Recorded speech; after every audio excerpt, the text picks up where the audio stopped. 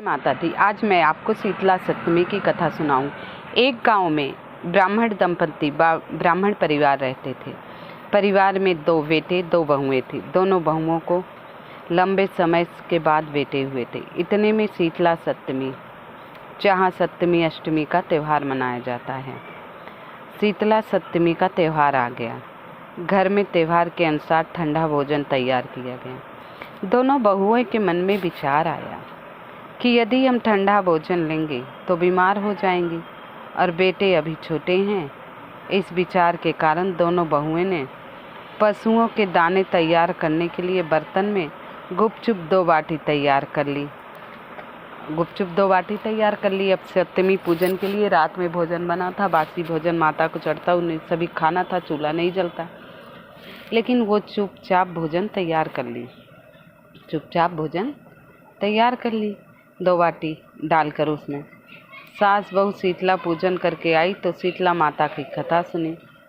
बाद में सास तो शीतला माता के भजन करने के लिए बैठ गई और उनका ध्यान करने लगी। अब दोनों बहुओं के बच्चे रोने का बहाना बनाकर घर में आ गई। अब दोनों बहुएं ने कहा, माँ जी हम अंदर जाते हैं, हमारे दोनों बच्चे रो रहे हैं। अब जो बर्तन गाय के लिए जो दाना चढ़ा रखा था उसमें 2 बाटी डाली थी। दोनों ने गरम गरम निकाला, 2 रोटला निकाल लिए और चूरमा किया, उसे तोड़कर उसमें घी भूरा सब मिलाकर, और दोनों ने भरपेट खा लिया। सास ने घर आने पर बहुओं से भोजन करने के लिए कहा। अब सास घर आई, बोली मेरे लिए भी भोजन निकाल दो, अब माता का पूजन हम कराए, तुम दोनों भी भोजन कर लो। अब बहुएं तो भोजन कर ली, उन्हें भूख हो तो ही तो खाएं। अब बहुएं ठंडा भोजन करने का दिखावा कर कर काम में लग गई। अब सास के आगे झूठ मूठ का खाने का दिखावा कर ली। अब सास थोड़ी देखने जा रही थी थाली में क्या लेके बैठी हैं। और इसके बाद फटाफट खा के दोनों ने, सास ने कहा, अरे तुम लोग बहुत जल्दी खा लिए। तो बोली, हाँ माँ जी हम लोग खा लिए, अब घर के काम में लग गई। तब सास ने कहा, बच्चे कब से सोए हुए हैं, उन्हें जगा कर भोजन करा दो। अब जब तुम लोग नहीं खाए, बच्चे का आके सुला दिया, रो रहे थे, तब उन्हें भी उठा लो और भोजन करा दो। तो बहुएं जैसे ही अपने अपने बेटे को जगाने गई तो उन्होंने देखा वो तो मृत्यु पड़े, उनकी तो सांसें नहीं चल रही हैं। अब क्या करें, बहुएं बड़ी परेशान हुई, रोने लगी। सास बोली, क्या हुआ? बोली, पता नहीं क्यों बच्चे उठ नहीं रहे माँ जी। माँ ने देखा, बोली, अरे ये तो माता शीतला का प्रकोप है, तुम दोनों ने क्या किया? ऐसा बहुओं की करतूत के फलस्वरूप ही माता शीतले के प्रकोप से हुआ था। बहुएं विवश हो गई, अब क्या करें? अब सास बार बार पूछे, ये शीतला माता का प्रकोप है, ये तुम्हारे किसी कार्य के कारण, करतूतों के कारण ही हुआ है जो बच्चों की ये स्थिति हो रही है, बताओ। अब दोनों बहुएं क्या करें, बच्चे थे उनके, बड़ी विवश हो गई और अपनी सास के चरणों में रोने लगी और सास को सारी बातें बता दी। सब सारी बात जानने लगी तो बहुओं को डांटने लगी, बहुत ज़्यादा लड़ने लगी, बोलने लगी। सास बोली कि तुम दोनों ने अपने बेटे के बदौलत शीतला माता की अवहेलना की, इसीलिए माता ने ऐसा कहा। अब अपने घर से निकल जाओ तुम दोनों, और बेटों को जिंदा स्वस्थ लेकर ही घर लौटना, घर में पैर रखना। अब सास ने बहुत तेज डांटा, बोला, दोनों पुत्रों को लेकर निकल जाओ और जब ये जीवित हो जाएं तो ही मेरे घर आना, नहीं तो मत आना। अब सास निकाल दी।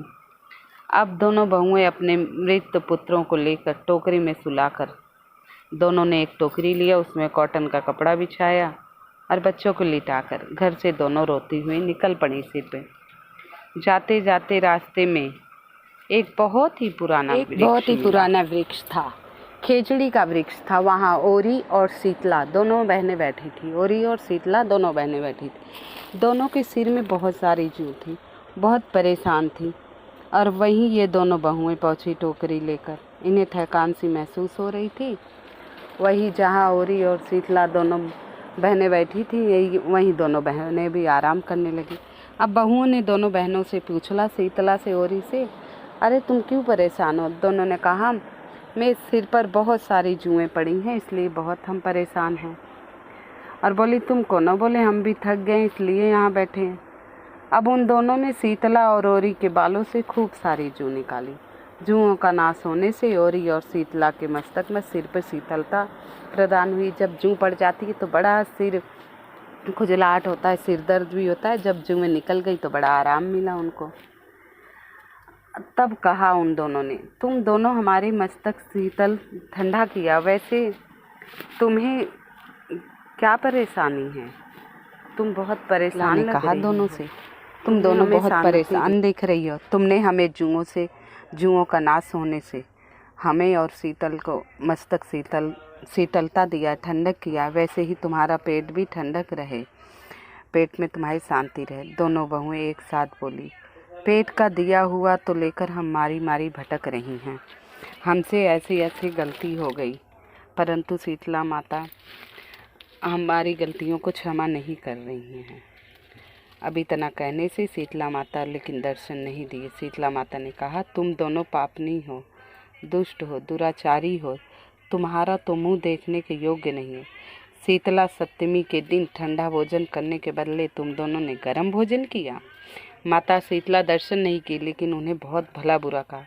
यह सुनते दोनों बहुएं शीतला माता को पहचान गई और उनके चरणों में गिर गईं।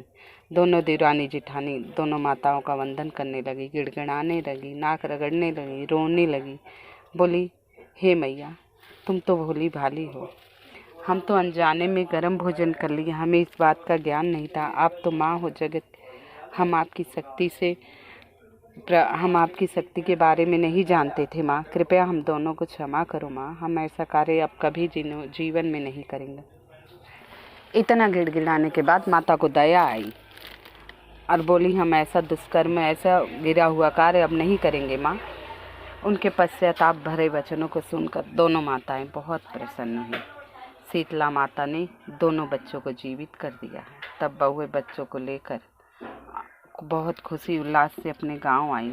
गांव के लोगों को जब पता चला कि दोनों बहुओं के साथ साथ शीतला माता के दर्शन हुए हैं, गांव के लोगों को पता चला, तब गांव के लोगों ने दोनों बहुओं का बहुत आदर सम्मान किया कि माता के साक्षात दर्शन प्राप्त किए हैं, ये भी धन्य हो गई, और धूमधाम से स्वागत करके गांव में प्रवेश कराया। बहुओं ने कहा, हम गांव में शीतला माता का मंदिर का निर्माण करवाएंगे। उन्होंने चैत महीने की शीतला सप्तमी के दिन मात्र ठंडा खाना ही नहीं खाई। शीतला माता ने बहुओं पर जैसी अपनी दृष्टि कृपा की, वैसे सब पर करे। शीतला माता सदा हमें शांति, शीतलता, आरोग्यता दे। शीतला माता की कृपा सदा बनी रहे। जो कथा कहे सुने उन सभी का भाग सुहाग बना रहे, सभी शीतलता प्रदान हो। तो शीतला माता के व्रत करते हैं नहीं करते हैं तो कथा अवश्य सुननी चाहिए। कथा सुनने मात्र से माता अत्यंत प्रसन्न होती हैं और हर विघ्न बाधा संकट जीवन से दूर कर देती हैं। तो शीतला अष्टमी सप्तमी दोनों दिन आप कथा सुन लीजिएगा और उपाय ठंडे भोजन कर लीजिए। रात्रि में अगर आपके यहाँ नहीं है तो रात्रि में 2 रोटी बना लीजिए, ठंडा ही खा लीजिए, शाम के समय गर्म बना लीजिए या दोपहर में बना लीजिए, लेकिन सुबह के समय आपको ठंडा भोजन ही करना है। इस बात का विशेष ध्यान रखिएगा। और नीम की पत्ती लाकर नहाने वाले पानी में डालकर स्नान कर लीजिए। नीम की पत्ती का धुआं कर दीजिए। छोटे छोटे उपाय, नीम की पत्ती में 1 लोटा जल डाल लिया। ये माता शीतला का ध्यान करते हुए, शीतला माता माता दुर्गा की अवतार हैं।